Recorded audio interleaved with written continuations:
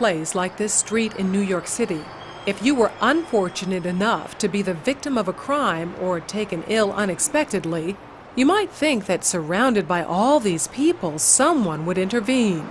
After all, isn't there safety in numbers? Psychologists say no.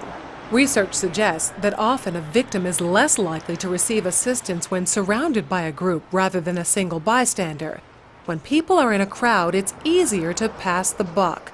It's what psychologists call the diffusion of responsibility.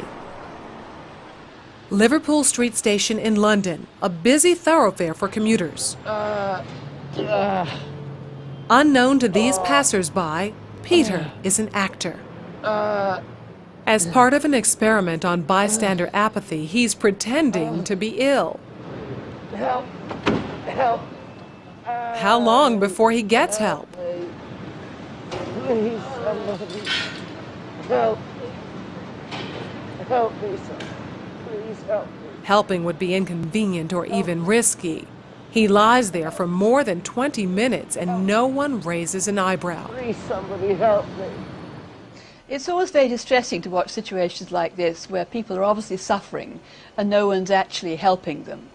But what we have here is two conflicting rules. One is the rule that we ought to help, and the other is the rule that we ought to do what everybody else is doing.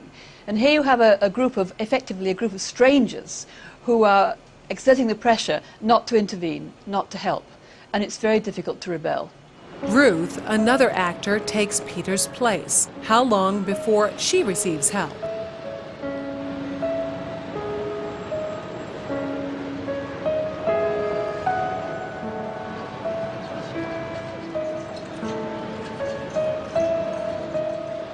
Four minutes later, and 34 people have passed without stopping. Well, people don't really want to know. They just haven't got the time. Well, they have got the time, they just don't want to get involved. Unwittingly, these strangers have silently formed a temporary group with a rule: don't get involved. They're afraid to stand out from the crowd and won't take action if no one else does. This woman has clearly spotted Ruth, but she conforms to the rule and does nothing. Watch what happens, though, when someone else helps. You alright?